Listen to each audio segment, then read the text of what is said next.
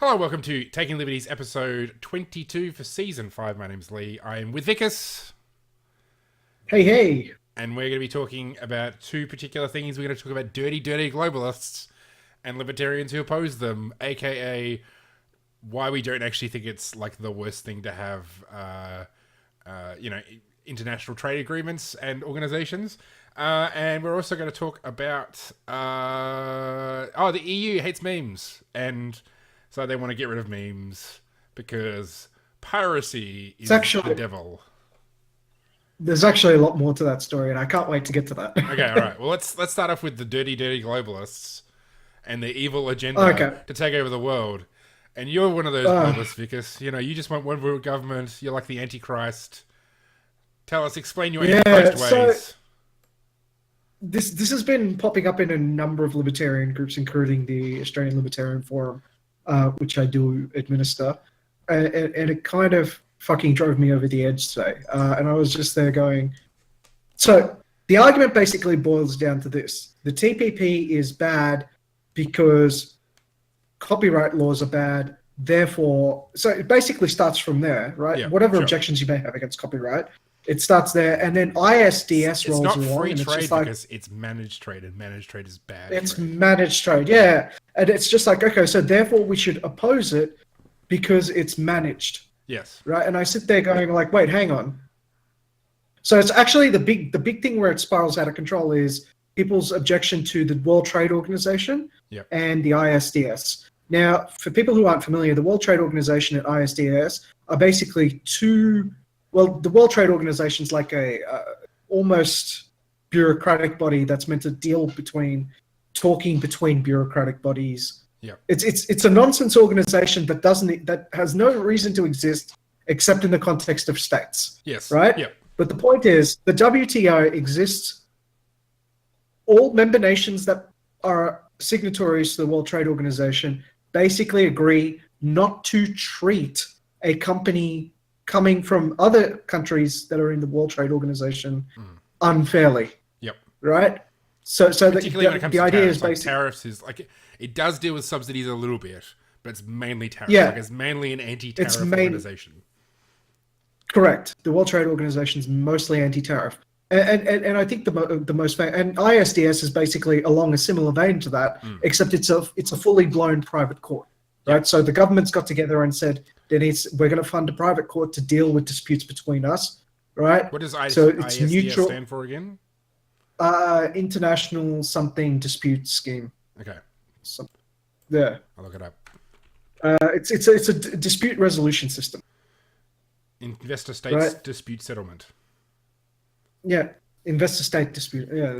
So the point is, it's an arbitration court of sorts, right? Mm-hmm. And it's meant to deal with situations where a country enacts laws that unfairly, basically create a tariff, right? Yep. Except without calling it a tariff. Yep. And a tariff in a way that they've agreed is illegal by a trade agreement that they've signed up.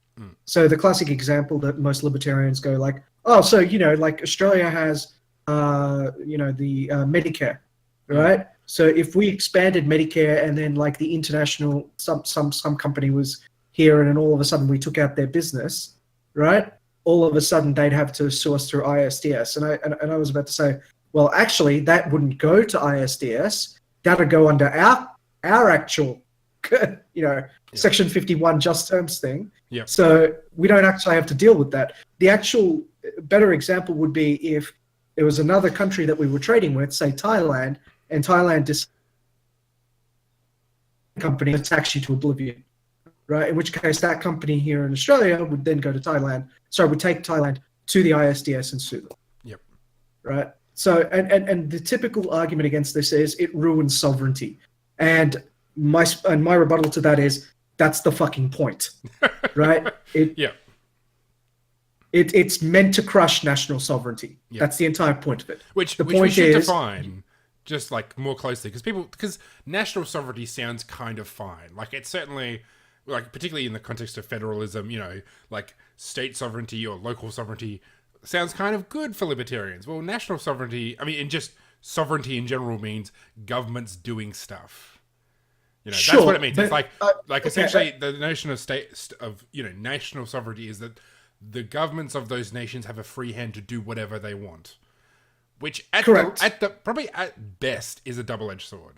So something which certainly, like if you look at an issue like Brexit, like at best, Brexit is potentially a protectionist measure. Potentially, it's not, because by removing themselves from the EU, well, that gives them more autonomy, but it also gives them more autonomy to do protectionist things as opposed to being in the EU, being part of a gigantic free trade zone, but then also being bound by EU member states blocking trade outside the EU. So even at the best case, national sovereignty is a double-edged sword. And So we would so argue here's is the thing. that the WTO and ISDS and things like that are a barrier against national sovereignty for the benefit of trade, for the benefit of the freedom of individuals to do whatever they want. Okay. So what I was going to say is, in the current scheme of things, like in the way the world actually is, yes, there is a concept of national sovereignty. So there's either national sovereignty or there's individual sovereignty. Yep. Right? And for national sovereignty to increase, your individual sovereignty has to decrease. Yep. Right? So any measure that destroys national sovereignty increases personal sovereignty. Yep. Right? And that, in my mind, to any libertarian, is a good thing. Yep. Right? So it's just like, yes, it is crushing some of that national sovereignty, but it's giving you more of an ability to trade. Now, if you think that's a bad idea, if you think that's a really bad idea, what I would say to you is, hey, how about you give me your money, right, and see if I can trade better than you? Because that's what you're saying. You are saying the government is better at conducting trade than you are. And if you think that's true, I don't see why the subsequent I think that neither of us neither of us can say that. But the point is, the subsequent logic behind that is, if you don't think you are a good spender of your money, why have it at all, right? Hey, let me do your trade for you. Right? Let me do your purchases for you. So, and if you think that sounds stupid, I'm just like, well, that's your position when you say the government should have this ability to control trade. And I mean, really, like the WTO in particular was a measure to kind of everybody binds their own hands. So it's not world government. So something like the UN, okay, I could feasibly, maybe there are probably people in the Greens or in SALT who think that the UN is a way towards world government. Okay, that's dumb. Which is funny because it's against their mission statement. Yeah, sure. And feasibly, the structure of the UN is in such a way that kind of it could be a supranational government. The WTO is not like that, though. The WTO is essentially, if a government does something, if government raises tariffs, then there's a process by which everybody agrees, okay, it's then okay to punish that country for raising their tariffs against other countries. So it's basically everybody kind of, like, if you pick up the loaded gun, everybody's going to pick up their loaded gun and point it at you together. And so they sort of, it's like a collective punishment type thing for breaking the agreed set of rules, which is tariffs are bad. And that's something that libertarians are 1,000% for. That's the whole basis of our trade policy is tariffs are bad. And so the WTO essentially is a handy organization to get countries to kind of play nice. Yes. And I was going to say, the other thing is, these are private. So firstly, WTO is effectively private, although it's bureaucratic and it's funded by governments, but it's effectively private, right? And it's not private in the sense that it's a company or anything like that. It's a private bureaucracy. Right? It's a bureaucracy set up by a singular government. No. It's not run by a singular government. There's no single command structure. The point is, it's devolved power, each controlled by its member states. The ISDS is a different kettle of fish entirely. It's a private court, right? And I cannot emphasize how much the amount of times we've discussed private courts are a fantastic thing, right? And then you see a private court like the ISDS, and the same people who argue private courts are a fantastic thing then go, no, I don't believe our government should be allowed to be sued in a private court. I'm just there going like, so you think the government should only be allowed to be sued in its own courts? Yeah. Yes. I guess this is kind of where we get into the discussion of kind of priorities and how serious someone is as a libertarian, or, trying to go by a libertarian set of policies, based on their kind of priorities. Like, I mean, I think a lot of, and this is something that I've written a lot on my Facebook page and copped a lot of flack about, and in the forums, you know, Australian Libertarian Forum, which is, well, I think the free movement of people is really important, and like the welfare state isn't inherently a barrier to the free movement of people. And the response I see quite often from some people is, I'm not actually sure, even if because their argument is, well, if we got rid of the welfare state, I'd be totally for open borders, but like, we need to get rid of the welfare state. And I'm like, I don't actually think you believe that. Like, I think that's actually kind of an excuse. Like, it's a convenient excuse. Like, you wouldn't want free movement anyway. So for some people, that's probably true. Yeah, for some people. Like, I'm not, you know, this is no one in particular that I'm thinking of, but like, certainly from certain individuals, they would say they're nationalists. They might say they're libertarian nationalists, but I think they're just nationalists. And like, even if you got rid of the welfare state, they probably wouldn't be keen for open borders. And I suspect for people who are anti-WTO types, really they're anti-globalists. I mean, I was joking earlier about it, but they're really sort of very much about sort of state sovereignty and state borders. And I suspect the overlap between anti-immigration types and anti-globalists is, you know, that Venn diagram's going to have a lot of overlap. I think for those people, it's a they're not entire. So, being a little bit charitable here, maybe, but they're not entirely wrong. There are actually groups of people that do want to globalize, or rather have this envision of a one world government. Yep. And the idea is there's a one world government, there's one world president, and all of that stuff. Now, the main problem of why getting to there is difficult, and those people either have realized it and choose to ignore it, is that the vast majority of the world is not democratic. Yeah. Right. They do not share our values. No. Right. In fact, if you look at the grand scheme of things, what we would call liberal, you know, even libertarian kind of values are in a very small subset of society. It just happens to be also the richest subset of society. But this is probably a discussion that we need to have at some stage. Is liberalism existing because of wealth, or is it liberalism leads to wealth? And I think there's a lot of discussion to be had there, because it's a deep discussion that actually needs to happen, but like, it's not going to be happening in this podcast. No. So I will say that we got 15 minutes. Come on, can't we sort this out in 15 minutes? No, and you know what? I'd like to get some greater minds than myself to actually get in this, because I do have a lot of thoughts about this. Yeah. And it's worth discussing. Sure. But, you know, with respect to world trade, you're probably right. There is a Venn diagram of people who agree to both. And on the immigration front, I'm not entirely opposed to their view. I understand where they're coming from, right? Their issue is that there's a culture alien to what's currently in here, and what they fear is a change away from that liberalism. Now, I understand where they're coming from, but my view is antithetical to theirs. I actually think that the Western liberal tradition is a stronger culture than the cultures that these people are coming from. Absolutely. And I mean, I think I think from my observation, at least, you know, the kinds of people who are really against that stuff are not what you'd call cosmopolitan people. It seems to overlap pretty strongly with, you know, essentially Eurocentric kind of, you know, like, we do things the best and everybody else kind of sucks, and we can't let them in because they'll pollute our good white, you know, culture.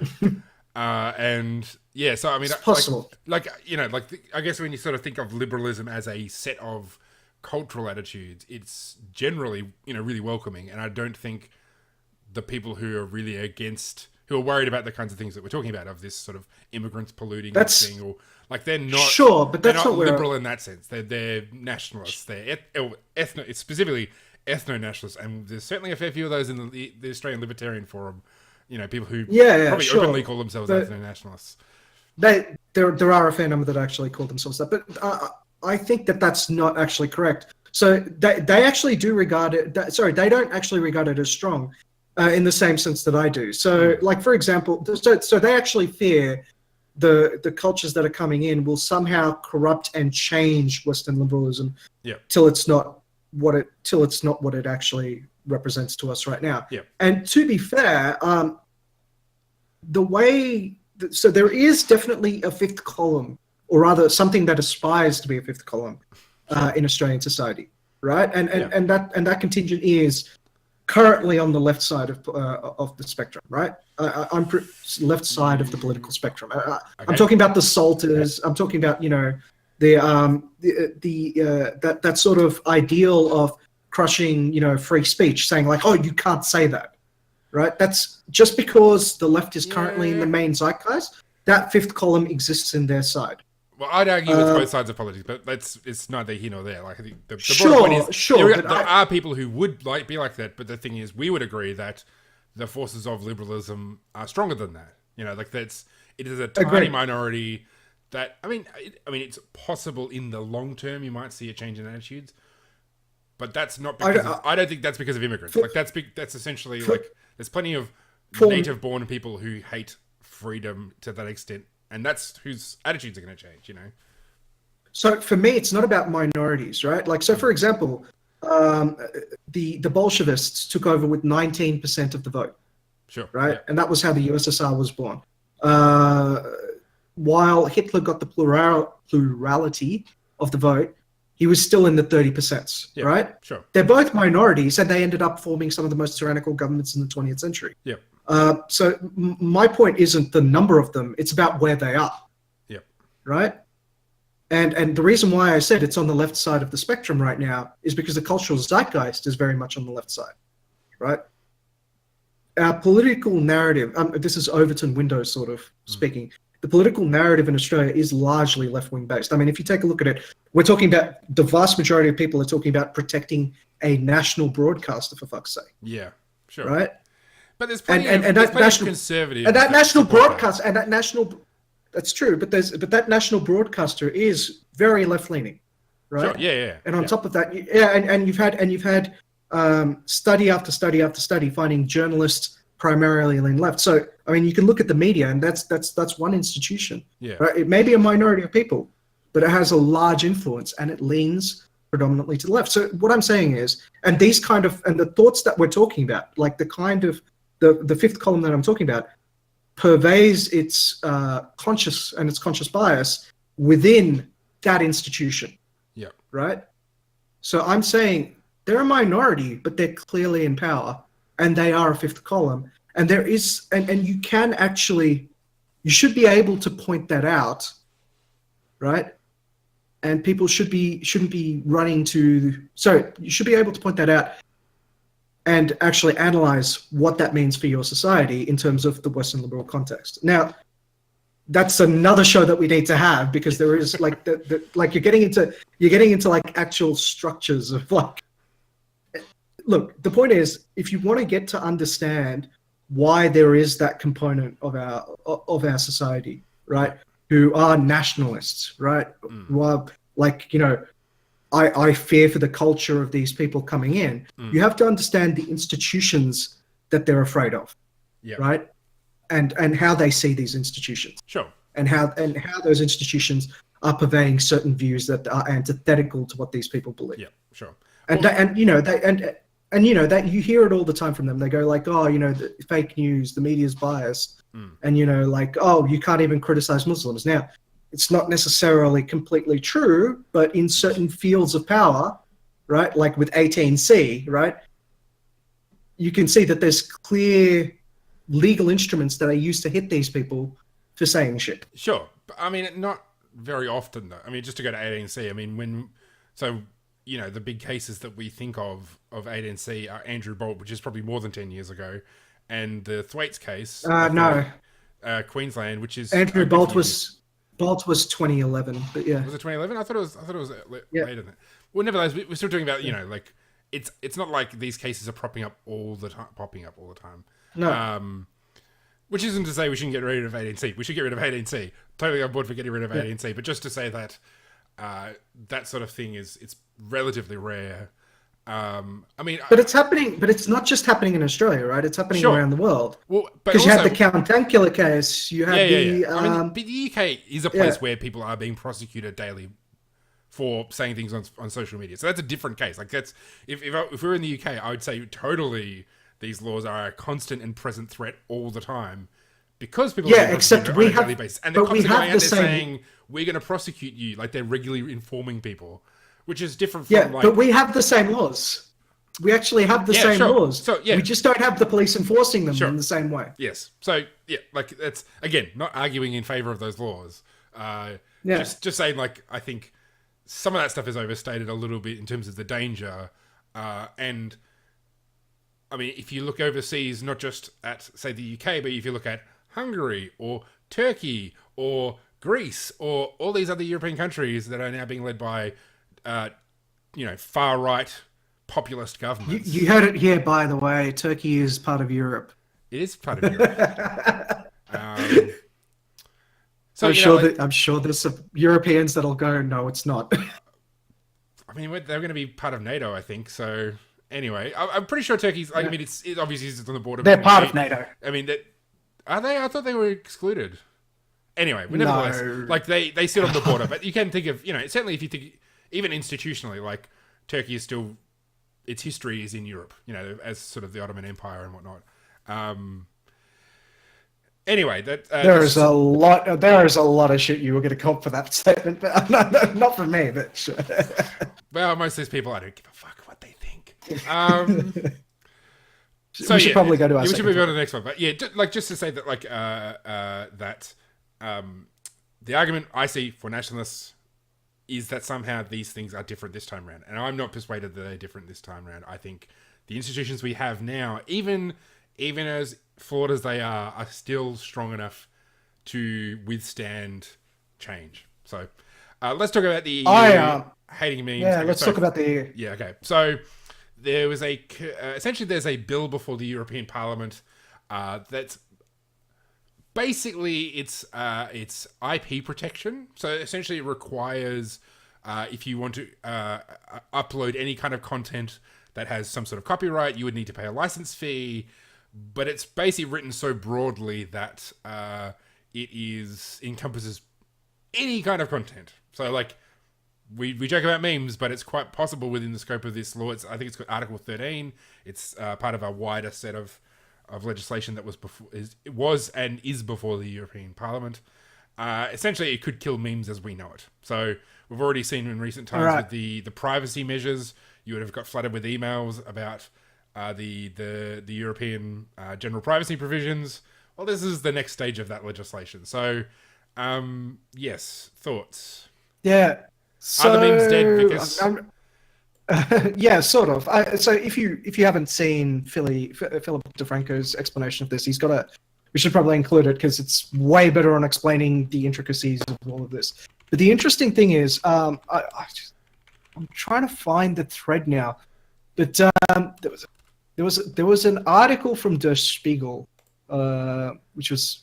So I got the translation of. If there's someone else who finds it, please link it to us. Yep. I'm having trouble finding it now. But effectively, I read it, and when I read it, I could not help but think of Baptist and bootleggers, because.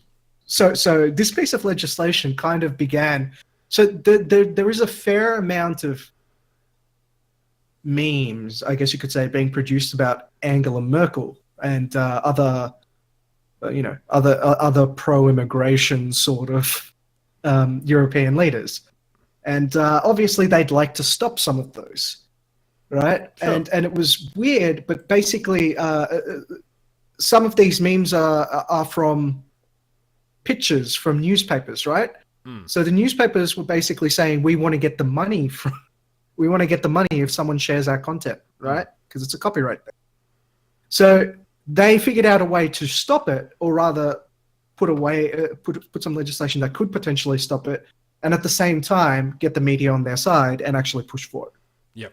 So it was a rather interesting opinion column. It wasn't actually phrased that way. It was actually talking about how it's right. How the internet is basically copying. Sorry, how the memes are being created and actually stealing from newspaper. From the income of it also, I would say that's part of a different bit of legislation. So there's Article 11 as well, which is essentially if you link, so if Google or Facebook links to a news organization, you need to essentially pay them money. So it's that's a second part.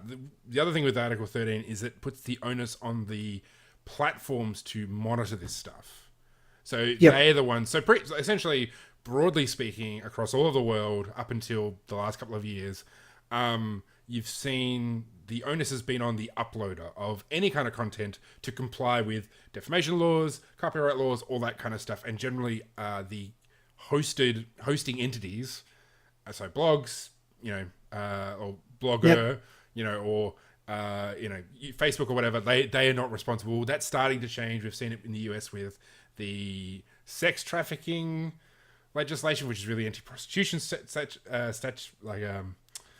legislation that shut down a bunch of subreddits to do with sex. It's shut down Backpage and a bunch of other stuff. Now we're seeing it with Article 13. So anything that's copyright.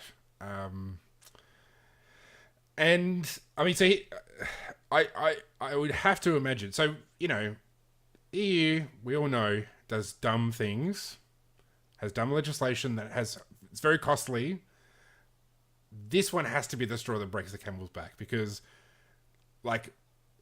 there would have to be at some point where Facebook says, okay, EU, we're just going to wall you off because we're sick of dealing with your bullshit. And essentially EU Facebook is a different world from Facebook. Because you think about Reddit, you think about Google, you just think about the Facebook and Reddit in particular, they are driven by using other people's images. The entire existence of content sharing is driven by these things. So the cost, the rest of the world are going to get so pissed off, surely they'll have to wall them off. That's, yeah. Yeah, so that's the most immediate solution, is that they'll wall them off and then eventually start bringing them back into the fold. But look, this is just we're just watching the very slow decline of Europe into a bureaucratic, I don't know what you would call it.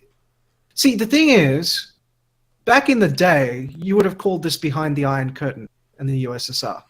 But now it's, I don't know what to call it. It's like a bureaucratic tyranny that's being brought on by their elected representatives. I don't know what you could call that. I mean, let's be real. It's not so none of the media companies. So anybody who... It's like techno-socialism. I mean, Disney are not going to be upset by this. There's a lot... No, they're just going to wall them off. Anybody who owns copyrightable material or copywritten material, or I don't know what the right word is, they're going to love this thing, because essentially it's going to cut down on all that sort of stuff, just completely stone dead. So it's not... really, now think about how information is going to go through on that side now. Once it's walled off, right? Oh, sure. They have to make sure, that's what I mean. I see what you mean. I think you meant this is actual... Because it's really... I mean, it's sort of cronyism on a massive scale. That too. But what I mean is, forget all the memes and everything like that. Yeah. The linkages and all of that. Once you start walling people off, right? Effectively, it's going to decrease the rate at which information penetrates into Europe. Yeah. So I mean, they're going to have to start waiting for very large news organizations to pick up these stories and then push them out to be shared within the European Union. So I mean, that's why I said back in the old day you would have called this the Iron Curtain, but I don't know what you'd call it now. It's because it's unlike the Iron Curtain, which was policed by thousands and thousands of people, servants. This is policed by civil bureaucrats and lawyers. I mean, there's going to be a cottage industry effectively created out of lawyers looking for suits on this thing. Yes, and it's lawyers. I mean, and I think some of this stuff is almost explicitly targeted at Google and Facebook in particular. The dickheads that run the EU really clearly have a hard-on, a hate boner for Google and Facebook, and really want to kind of target them, because I mean they're the ones who are going to pay the most. And so they're the ones who are going to get tangled up in all this compliance. I'll be honest. There's a quote from Jean-Claude Juncker, who's the is he the president of the EU? think he's I the think that's his president. official title. Yeah, I can't remember what his official title is, but basically head honcho of the EU. And that guy had a quote, and I remember people sharing it about how it was such a tragedy that the USSR fell, and I'm just going like, huh, Yeah. in that context, Yeah. all of this kind of makes sense. Yeah. And maybe Brexit is absolutely right to happen in that case, and they should get out sooner rather than later. Yeah, that's true. I mean, I think, like, if there's one thing that's going to set young people... Because, I mean, all the politicians who filled all these things... I mean, you just saw what happened with the Facebook hearings in the US Senate. These people are clueless. They have no idea what they're talking about. They have no idea what they're doing. And if you want to set young people against these groups, against the politicians, and they've just found the perfect way of doing it. Because I tell you what, young people are not going to sit around... and they're not going to be impressed if they're cut off from Facebook. They're not going to be impressed if they're cut off from Google. They're not going to. You overestimate exactly how riddled with compliance our generation is. I've literally heard people in my age group, basically not just in my age group, up to 5 years down from me, say along the lines of, like, well, it's the government. What are you going to do about it? And I sit there going like, you fucking kidding me? Sure, but I mean that's true under any regime. They'll have like people like our generation will have a lovely protest about refugees, because that's one you can do really easily. It's not contentious, right? Yeah. Like, it's not as contentious as people think, right? It's contentious because you truly believe in a certain position, but at the same time, very little actually changes with respect to refugees. It's just the optics around the edges. Right? The actual core policy never changes. Right? So it's one of those things where you can sit there and protest and feel it's virtue signaling, but it's virtue signaling you can do safely because nothing's going to change. Sure. So, I mean, with any of these things, and we're running out of time, so we wrap this up. I mean, with any of these things, there's a breaking point, though. And so I'm not saying this is going to lead to some sort of revolution where they're going to, hordes of young people are going to impale European Union politicians on their iPhones and, cut their heads off and hang off their, Well, you can't really impale someone on an iPhone. Well, you probably could if you try hard enough. It's I'm not saying this is the beginning of the end of the European Union, but certainly there's lots of laws where it happens in the background, you don't see the impact. Things slowly change, and it's painful, but it's sort of world continues on. If Google said no, we can't be bothered dealing with this shit, or Facebook said no, we can't be bothered dealing with this shit, and the user experience or they continue going and they just have a terrible user experience, people will notice that. Like that's I don't know how often a day you use Facebook, but I would notice if I couldn't upload memes on Reddit or Facebook. Like, those are the two things I use multiple times daily. I would notice it. I suspect a lot of other young people would notice it. And yeah, there would be ways around it and VPNs and all the rest of it, but that's I think it's going to create issues. Maybe not revolution, but I suspect it's not going to be. I love how. Yeah, because when we introduced our mandatory data retention laws, a lot of people went to switch to VPNs and stuff like that. And then after about 1 or 2 months, usually when the free period ends, they stop using them. Sure. Because VPNs are fucking slow. Yes. Yeah. And that's an example of a real cost that lots of people are not willing to bear. Now imagine that, but all of Facebook, all of Google, all of Reddit, all the websites you use all the time. Well, yeah, people are not going to be so impressed by that. And as we saw with the privacy regulations, some US-based websites just went, no, we're just going to cut you off from the EU. We're just not going to let you come onto our website because we can't be bothered dealing with compliance with your stupid regime. So we'll see, I guess. If it even gets passed, it's not even passed. It just came out of committee. It was approved by the committee. I think the Parliament soon. I think the general European committee is a lot like Australia in the sense that they'll just accept something like this, and mandatory data retention is a good example of that. So people just kind of accepted it, and they kind of moved on. I think there'll be a little bit of outrage from people like us because we're kind of annoyed by this kind of shit. That's fair to say. But I think you'll find most. I guess I'm cynical. I think Australia, the appetite of the average Australian is not really inclined towards what happens on the internet. Okay, well, I guess, depending if the legislation gets passed or not, one of us will be right. Yep. So I guess we'll find out. That's it for this week for Taking Liberties. Thanks for joining us. We're on iTunes. We're on Facebook. We are on YouTube. Please like and share and subscribe while the European Union still allows you to. And we'll be back again next week. That's a good point. If you download this episode before they change it, you don't have to worry about any of that shit. That's fine. Thanks, everyone.